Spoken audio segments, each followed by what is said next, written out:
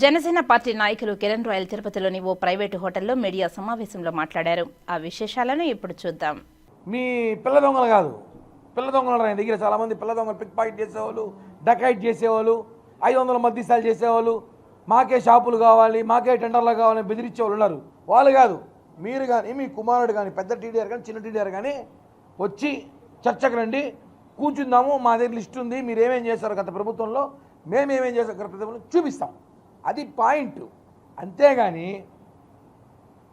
మేమేమైనా మాట్లాడితే వ్యక్తిగతంగా బాధపడతారు, కానీ మాట్లాడాల్సిన అవసరం అయితే ఉంది. చాలామందికి తెలుసో తెలియదో. మీరు నిన్న అన్నారు, నిన్న మీ సంబంధించిన పిల్ల దొంగలు ప్రెస్ మీట్ పెట్టి కిరణ్ రాయల్ అనే వ్యక్తి సినిమా టికెట్లు అమ్ముకున్నాడు, ఇంకా టికెట్లు అమ్ముకున్నాడు, అమ్మాయిలు అమెరికాకి, దుబాయ్కి, మలేషియాకి పంపించినాడు అన్నాడు. నేను పంపించిన, ఒకవేళ అమ్మాయిలు దుబాయ్కో మలేషియా పంపించిన వాటిలో నిన్న మాట్లాడిన వాళ్ళ కుటుంబ సభ్యులు ఉన్నారా?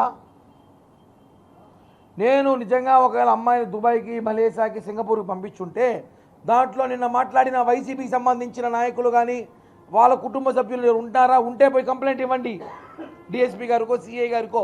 నేను అడిగా పోయి, సార్ నా మీద కంప్లైంట్ ఏముందా, ఎవరైనా మహిళలను తరలించనివ్వండి. ఏం లేదు కిరణ్ రాయ్ అన్నాడు. ఉంటే ఇవ్వండి. మీకు అలా మీరు మాట్లాడడం కాదు. ఒక మనిషి మాట్లాడేటప్పుడు వ్యక్తిగతంగా డ్యామేజ్ చేయాలని చూస్తే దానికి భయపడే వ్యక్తి కిరణ్ రాయల్ అయితే కాదు. ఆల్రెడీ నాకు ఏం చేయాలి మీరంతా చేశారు. ఎన్ని డ్రామాలు ఆడారు గతంలో 6 నెలల ముందు చూసాం. ఒక మహిళను తీసుకొచ్చి నన్ను ఎంతంత చేశారు. నేను అస్సలు భయపడినాను.